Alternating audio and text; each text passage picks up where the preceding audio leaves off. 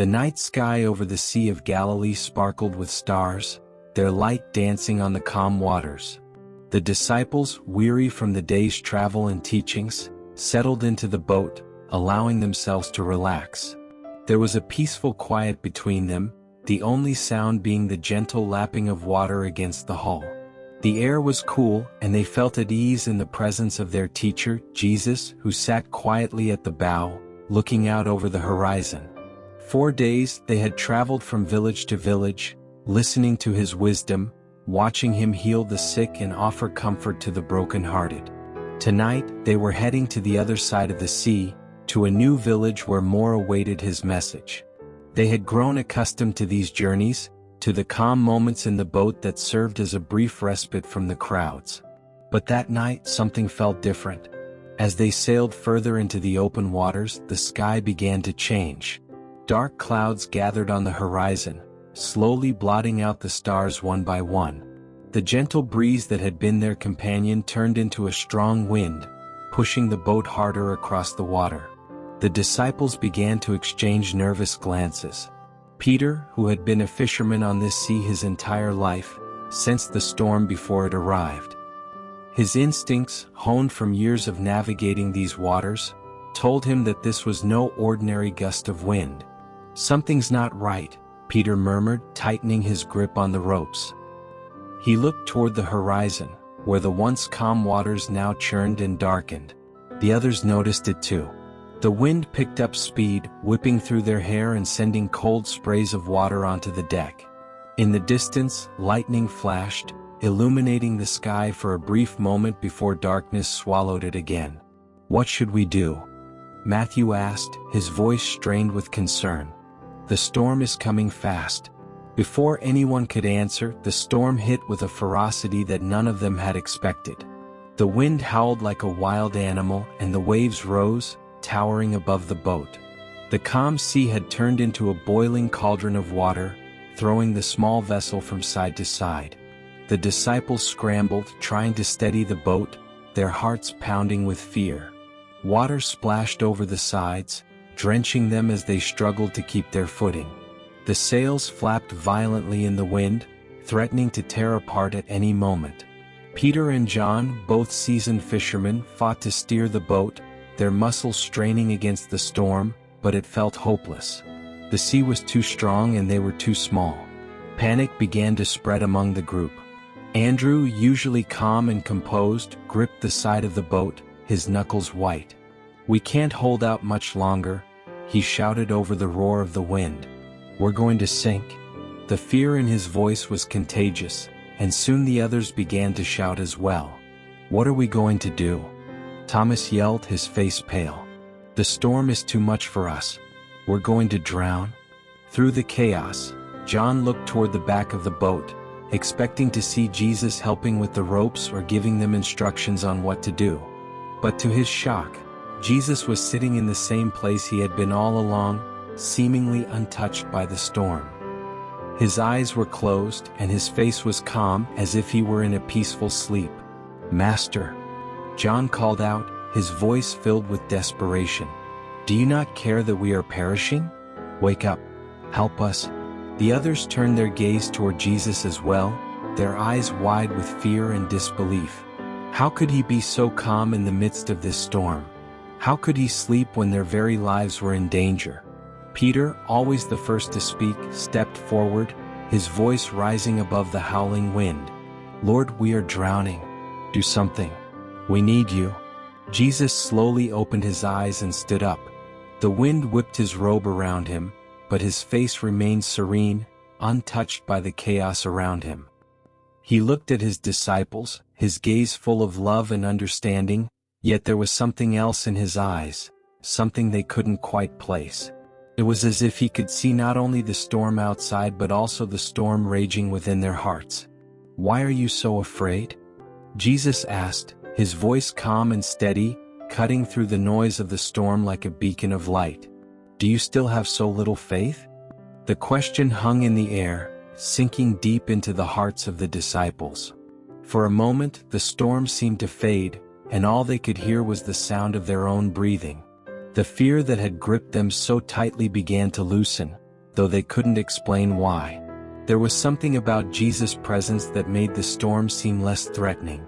Seeing the confusion and doubt in their eyes, Jesus spoke again. "Let me tell you a story. Long ago in a distant land, there was a lighthouse keeper who lived on a small rocky island in the middle of the sea. His home was the lighthouse itself, a tall, sturdy structure built to withstand the harshest storms. His job was simple: to keep the light burning every night, guiding ships safely to shore. For years, the lighthouse keeper had performed his duties without fail. Every evening, as the sun dipped below the horizon, he would climb the winding staircase to the top of the tower and light the flame that would shine out over the water. His light was a beacon of hope for sailors navigating treacherous waters, and it had saved many lives over the years. The keeper was proud of his work even though it was lonely. The island was isolated, and he had no visitors except for the occasional supply boat. He had no family, no friends, only the sea and the light. But he found solace in his routine, in the knowledge that his work made a difference. Then one year the storms came. It started with a single storm, a fierce one that lasted for days, battering the island with wind and rain. The lighthouse stood strong, but the keeper's spirit began to weaken. Night after night, the storms continued, each one more violent than the last. The wind howled, and the waves crashed against the lighthouse with such force that it felt as though the entire structure would collapse. The keeper, though steadfast in his duties, began to feel the weight of the storm pressing down on him. He was alone, with no one to talk to, no one to share his burden.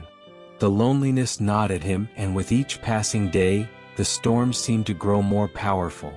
He would sit at the base of the lighthouse, listening to the wind scream through the cracks in the walls, wondering how much longer he could hold on. One night, after weeks of relentless storms, the keeper sat by the fire, staring into the flames. His body was weary, his mind exhausted.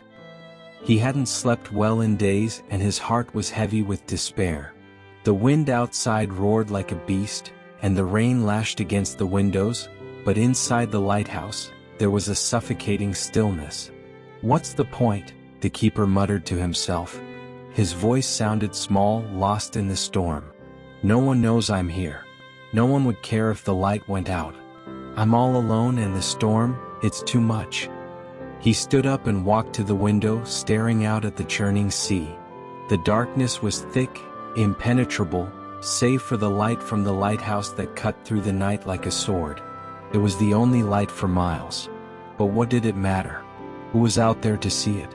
The keeper's heart ached with loneliness. He had dedicated his life to keeping the light burning, to saving others, but now he felt as though he were the one drowning in the storm. He had no one to save him, no one to pull him from the depths of his own despair.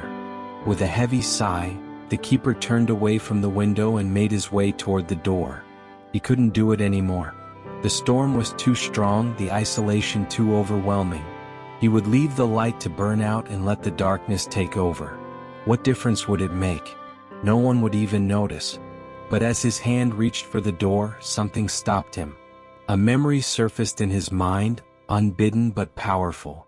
He remembered the stories he had heard from sailors, the tales of how his light had saved them from disaster.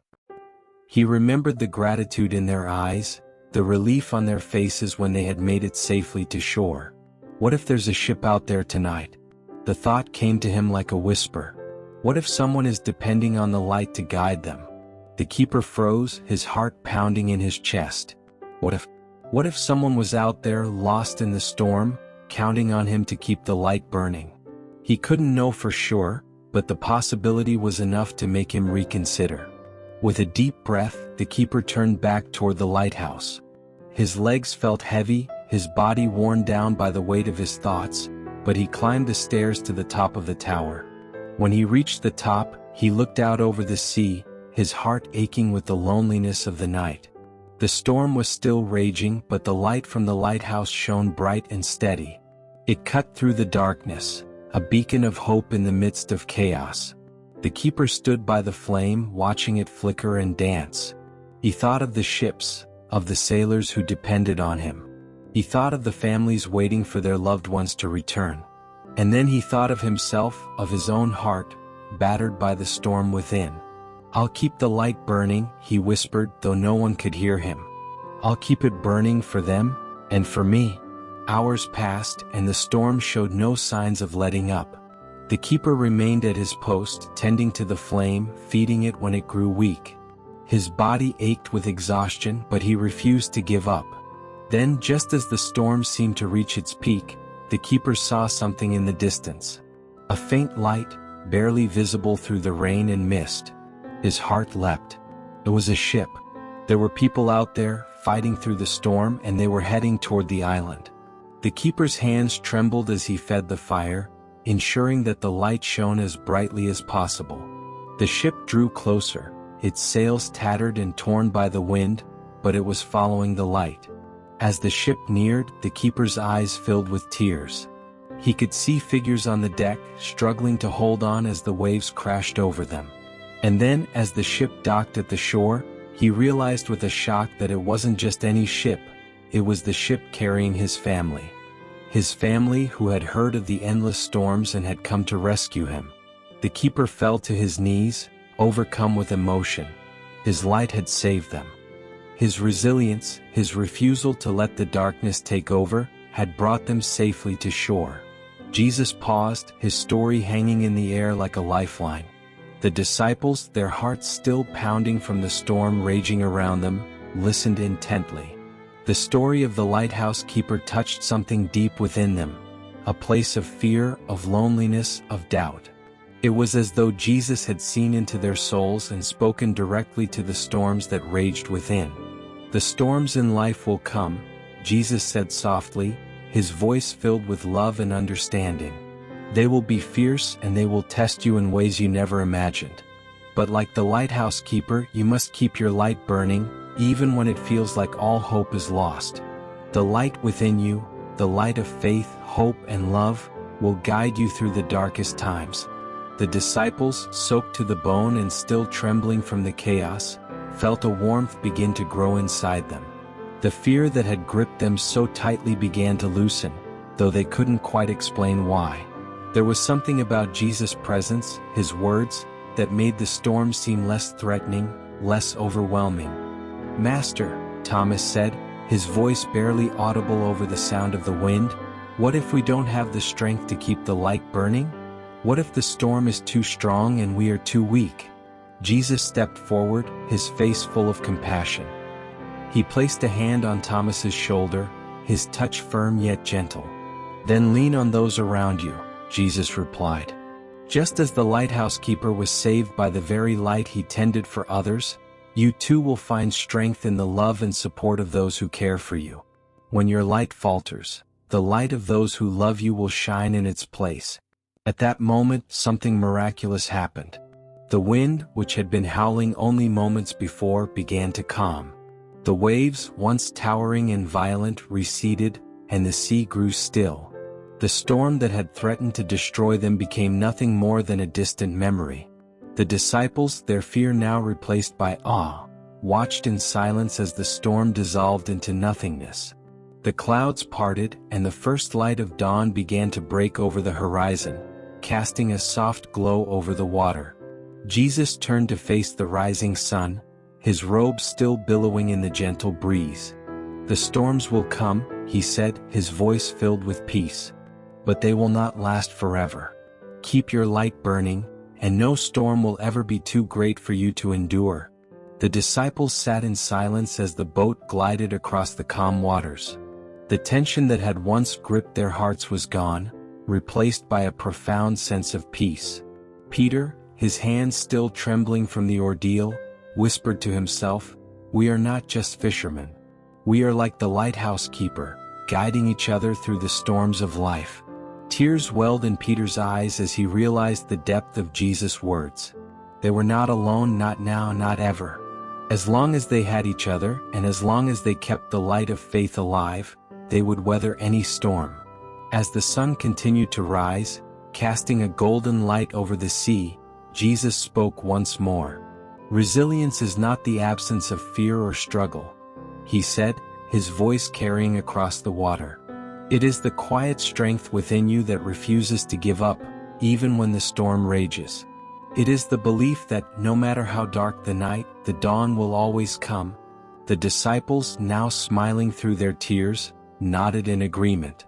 They understood now more than ever that the light within them, the light of hope, faith and love, was stronger than any storm they would face. And with Jesus by their side, they knew they would never have to face it alone. This is end of the story. Please like this video and subscribe this channel for more Jesus story like this. May the God watch over you.